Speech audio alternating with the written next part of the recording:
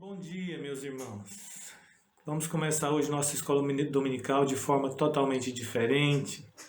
Como gostaríamos de estar juntos, não é? É uma pena não estarmos juntos, mas nós não queremos ficar tão distantes, queremos nos unir agora pela fé, na fé que nós temos em Cristo e sabermos que nós somos o povo de Deus, remido no sangue e somos uma igreja do Senhor Jesus. Quem sabe esses momentos nos ensinem a amar mais a casa de Deus, a valorizar mais os dias de vida que nós temos, a oportunidade e liberdade de ir à casa de Deus. Gostaria que você lesse sua Bíblia no Salmo 108, que diz: Firme está o meu coração, ó Deus, cantarei e entoarei louvores de toda a minha alma. Despertai saltério e harpa, quero acordar a alva. Render-te-ei graça entre os povos, ó Senhor, cantar-te-ei louvores entre as nações, porque acima dos céus se eleva a tua misericórdia e a tua fidelidade para além das nuvens. Sê exaltado, ó Deus, acima dos céus, e em toda a terra esplenda a tua glória. Deus seja magnificado em todas as coisas. Deus é soberano sobre todas as coisas e reina gloriosamente. Louvemos ao Senhor nesse dia, rendamos nossa vida na sua presença. Vamos fazer uma oração. Deus querido, quero te pedir que visite nossas vidas nesse instante. Visite a vida dos teus filhos em suas casas, que estão reunidos agora, ó Deus, para te servir e para te adorar. Que o nosso coração, ó Deus, seja sincero e verdadeiro na tua presença. Que o Senhor aceite o nosso louvor e a nossa vida, ó Deus. Tem misericórdia de nós, que nós possamos te buscar cada vez mais. Te pedimos a tua misericórdia sobre este país, sobre as pessoas enfermas, sobre o mundo neste momento. Ó Deus, nessa situação tão crítica vivida, ó Deus, por causa dessa enfermidade, que o Senhor tenha misericórdia, ó Deus, visite com a tua misericórdia e graça, e que teu nome seja propagado, que teu evangelho seja conhecido de todo o povo. Ó Deus, adoramos o teu nome em Cristo Jesus. Amém. Teremos alguns cânticos e você vai poder aí na sua casa louvar a Deus através de alguns cânticos. Vamos dizer ao nosso Deus que Ele é supremo, soberano sobre todas as coisas. Deus supremo és, é o que diz esse cântico.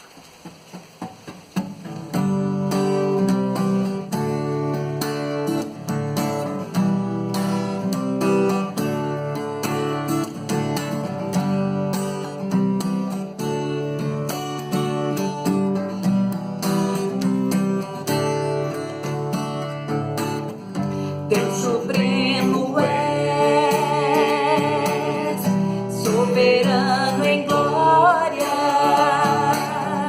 és incomparável, maravilhoso em tua majestade.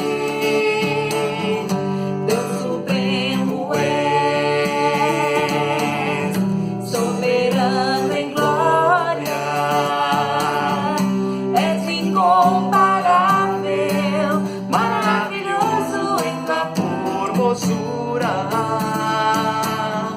não há outro Deus como Jeová.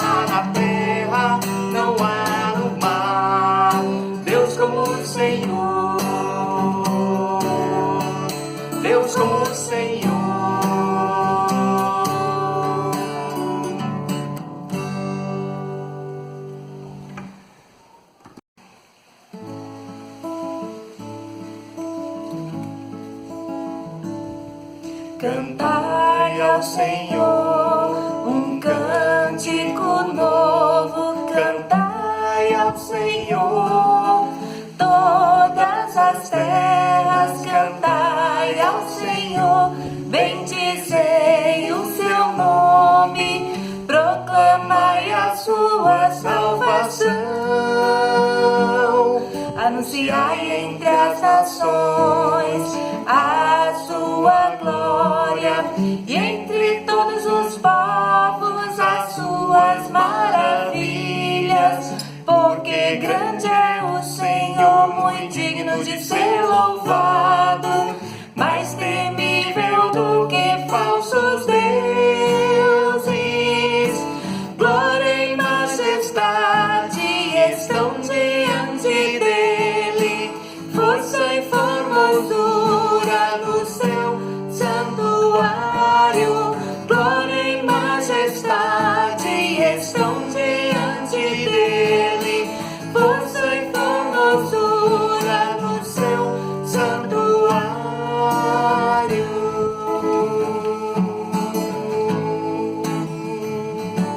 Cantai ao Senhor um cântico novo, cantai ao Senhor todas as terras, cantai ao Senhor, bendizei o seu nome, proclamai a sua salvação,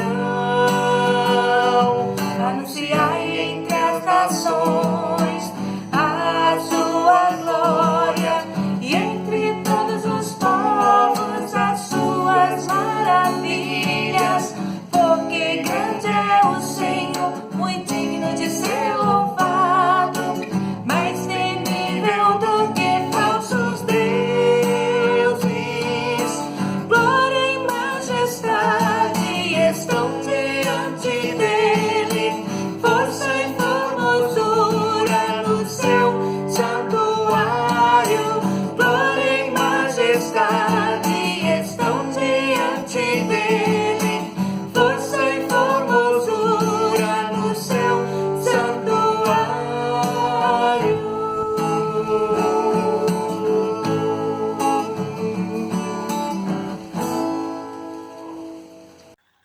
Vamos ler Neemias, a leitura de Neemias, capítulo 1, a partir do versículo 4. Diz assim: Disse-me o rei, que me pedes agora? Então orei ao Deus dos céus, e disse ao rei, se é do agrado do rei, e se o teu servo acha mercê em tua presença, peço que me envies ajudar a cidade do sepulcro dos meus pais, para que eu a reedifique. Então o rei, estando com a rainha sentada junto dele, me disse: Quando durará a tua ausência? Quando voltarás? Aprove ao rei enviar-me e marquei certo prazo. Ainda disse o rei: sei que o rei se parece bem ao rei, dei-me cartas para os governadores da além do Eufrates, para me permitir passar e entrar em Judá, como também carta para Asaf, guarda das matas do rei, para que me dê madeiras para as vigas das portas da cidade do templo, para os muros da cidade, para a casa em que eu deveria alojar-me. O rei me deu, porque a boa mão do meu Deus era comigo. Bom, meus irmãos, nós estamos meditando na escola dominical sobre a nossa história, não é? A história da igreja a partir de alguns acontecimentos, né? Ou seja, nós na primeira lição nós falamos sobre os pais da igreja. Na segunda lição nós falamos sobre os concílios que nós consideramos legítimos. Na terceira lição nós falamos sobre aquilo que achamos que é central dentro do mover da história de Deus, ou seja, a soberania de Deus e o seu controle sobre todas as coisas. Nós falamos na terceira lição sobre aqueles que foram precursores da reforma, aqueles que contribuíram para que a reforma pudesse acontecer. São pessoas que contribuíram antes, se levantaram na história e que contribuíram sobremaneira para que, quando Martinho Lutero chegasse, a reforma fosse decisiva. E a quinta lição foi exatamente sobre Martinho Lutero e o golpe decisivo do início da reforma protestante. Hoje nós vamos estar falando sobre João Calvino, não é? Nós tomamos como exemplo, e acabamos de ler, a história de Neemias, que foi um grande reformador. Ele foi um reformador e que fez obras extraordinárias, como a reconstrução do templo, mas a sua influência não foi só essa. A sua principal influência é espiritual. Nós estamos falando, na época de Jeremias, do cativeiro, não é? O povo estava terminando o período do cativeiro, que iniciou lá com o cativeiro da Babilônia, e Neemias era um desses exilados do povo de Israel. Ele pertencia à tribo de Judá, ele era copeiro do rei Artaxerxes, do 5º século antes de Cristo, né, o rei da Síria. E ele toma conhecimento, através do seu irmão Anani, que Jerusalém estava em estado de ruína total. Ele, como servo piedoso, ele tem um grande aquebrantamento espiritual, uma grande comoção e passa a buscar a Deus em oração, passa a buscar a Deus através da oração. Deus move o coração de Neemias a promover o início da reforma lá na cidade, que era a cidade que buscava a Deus através do povo eleito de Deus. Então, debaixo do poder do Senhor, da direção do Senhor, ele fala com o rei providencia cartas e autorização para Neemias e também recursos materiais para que ele começasse a reforma lá em Jerusalém. Neemias reconstruiu os muros, não é? Uma importante obra que representa a segurança, que oferece a segurança da cidade, mas também é um símbolo da existência da própria cidade e da imponência da própria cidade. Neemias conduzia o povo com confiança em Deus. Ele oferecia sua vida como um exemplo de dependência do Senhor. Na luta contra os seus inimigos, ele não esmoreceu. Ele ficou firme e demonstrava confiança em Deus, demonstrava fé no seu Deus, que iria protegê-lo, e livrar de todas as situações. Neemias motivou o povo ao arrependimento, a quebrantar seus corações diante de Deus e saber que toda aquela situação era consequência do pecado. Neemias, juntamente com Esdras, produz uma aliança diante de Deus, onde o povo se comprometia a servir a Deus, a adorar a Deus e obedecer à sua palavra. Neemias, ele conduz de fato o povo a uma reforma espiritual, apesar que a sua contribuição na construção do muro foi um grande fator que é destacado no próprio livro de Neemias. Deus sempre levantou na história pessoas que promoviam a reforma. Quando o povo estava distante dos caminhos de Deus, quando o povo estava em trevas, Deus sempre levantava pessoas para promover a reforma espiritual. E Lutero foi um desses que promoveu a reforma. Antes dele, houve outros importantes precursores que contribuíram para esse momento que ele estava. E a geração seguinte a Lutero é exatamente Calvino, né? João Calvino, então, é aquela geração que vem depois de Lutero, né? Então, Calvino, ele nasce na cidade de Noyon, na França, em julho de 1509.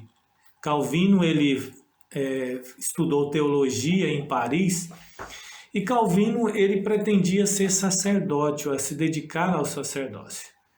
Mas o seu pai o influenciou para deixar a carreira de sacerdote, então, e estudar direito. E Calvino, então, se forma em direito e ainda havia no seu coração desejo, aspirava à questão do sacerdócio, mas acontece que quando ele começa a se dedicar cada vez ao estudo, parece que ele se distancia mais desse caminho das questões religiosas e por um tempo ele se dedica mais a outras questões. Nós temos uma obra que ele produz ainda muito jovem, que é chamado Comentário do Tratado sobre Clemência de Sêneca. É um material onde Calvino revela erudição muito nessa área da filosofia, de questões que envolve questões de, por exemplo, questão de Sêneca, que era uma questão de governos, né? Ou seja, nessa linha de governo, ética de governo, e ele caminha um pouco por ele estava nesse caminho, não estava dentro das questões religiosas. Nós não temos muitos detalhes, mas Calvino se converte e de repente ele está fora do romanismo, não pertence mais à Igreja Romana, se declara reformador, passa a pregar o Evangelho, passa a pregar a reforma, os pontos reformados, e por causa disso ele é perseguido. E fugindo então da perseguição, ele vai então para a Suíça, não é? Então ele vai deparar com Guilherme de Farel na cidade de Genebra, e então a Farel o persuade a ficar na cidade. Ele não pretendia, ele pretendia apenas passar, ele até queria continuar trabalhando para a reforma na França, mas ele é constrangido e Farel diz, olha, se você não ficar aqui, você se tornará culpado diante de Deus, porque Deus te chama para uma grande reforma nessa cidade, nesse país, e você será negligente em não atender esse chamado de Deus. E o constrange, e ele permanece então na cidade. Genebra era uma cidade que era conduzida por 4 concílios, ou seja, o concílio menor, existia o concílio dos 200, o concílio dos 400 e o concílio geral. Calvino, ele nunca ocupou cargo público, ele apenas se dedica à vida espiritual, à liderança espiritual. Ele era um líder espiritual em Genebra, não era um político. Isso é importante para saber que decisões políticas que foram tomadas na cidade, que muitas vezes é atribuída a Calvino, então é preciso entender que existia, né, esses 4 concílios e eles que tomavam as decisões referentes às questões políticas e administrativas da cidade. A cidade de Genebra vivia uma grande precariedade social, moral, política. Grande precariedade, por exemplo, na área de educação. E Calvino se levanta como um reformador, primeiramente da cidade.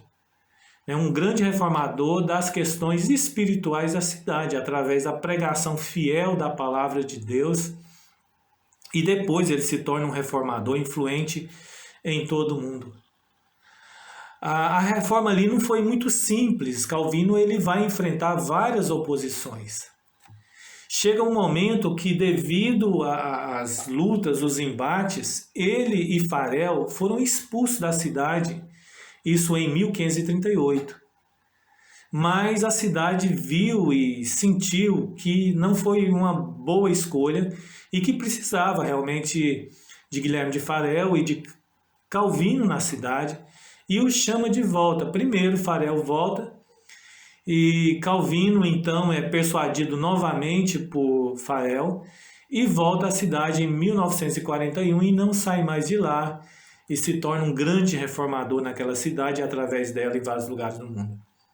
Calvino era um pregador que fez do púlpito um grande instrumento da reforma.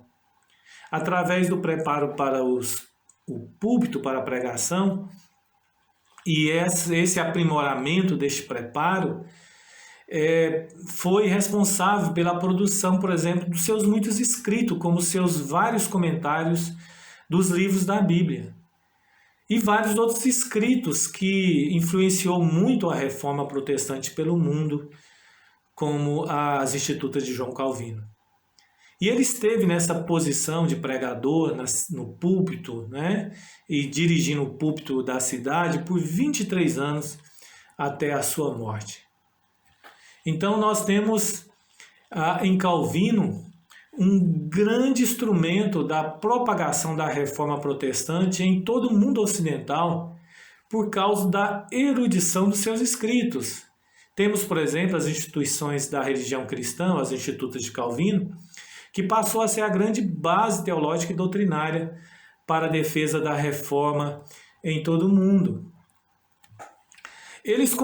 Calvino ele convenceu em Genebra as autoridades a construir a Academia Teológica, né, a Academia Teológica de Genebra, que logo se tornou um seminário onde várias pessoas vinham no mundo para estudar teologia ali. Então se tornou o principal centro reformado, né, o seminário reformado de toda a Europa, o mais importante de toda a Europa. Genebra se tornou um refúgio para os protestantes perseguidos em vários lugares do mundo. Dos seminários, vários missionários foram enviados para o mundo e fez missões e propagou o evangelho em todo o mundo. Diga-se de passagem, inclusive aqui no Brasil. No Brasil veio uma comitiva de missionários e ficaram aqui, pregaram um certo tempo, mas foram perseguidos, né, pelos romanos, e alguns foram mortos, sendo os primeiros mártires protestantes aqui no Brasil. A influência de Calvino se dá através de seus comentários, através dos seus escritos, através dos seus ensinamentos por todo o mundo e também por gerações. Né? Hoje nós temos a influência de Calvino nos escritos teológicos. Vários comentaristas bíblicos e os mais importantes comentaristas reformados que comentam a Bíblia, os comentaristas bíblicos, eles debruçaram sobre os comentários de Calvino. E a Confissão de Westminster, nós temos ali vários calvinistas que contribuíram para a composição da teologia da Confissão de Fé de Westminster e os seus catecismos, que passa a ser a base de muitas igrejas reformadas. Nós temos várias outras igrejas, né, reformadas, que elas são calvinistas em muitos pontos dos seus ensinos e em parte dos seus ensinos. De forma que Calvino não só dá origem à Igreja Presbiteriana, depois vem a Igreja Presbiteriana do Brasil, né, através da missão americana, como também ele influenciou a teologia de várias igrejas, influencia ainda hoje várias igrejas evangélicas e protestantes. No próximo domingo nós vamos continuar, então, com as nossas lições a respeito da nossa reforma. Eu gostaria de fazer uma oração, encerrando este momento de escola dominical. Senhor nosso Deus, agradecemos porque o Senhor tem levantado sempre servos do Senhor para a reforma. Te louvamos pela vida de Neemias, de Esdras, que produziu reforma na sua época. Lutero, Calvino, também, ó Deus, em tempos mais recentes. Queremos te louvar, ó Deus, porque o Senhor tem cuidado da tua igreja. E pedimos, ó Deus, que cuide da tua igreja nesse dia, neste momento e nesses dias tão difíceis. Que teu povo saiba que a coisa mais importante, a missão mais importante que eles têm nessa terra é de propagar o Evangelho de Cristo Jesus. Todas as coisas passam, todas as coisas são passageiras e transitórias, mas a palavra do Senhor permanece para sempre. Nós oramos em Cristo Jesus. Amém. Deus abençoe, fiquem com Deus, um grande abraço.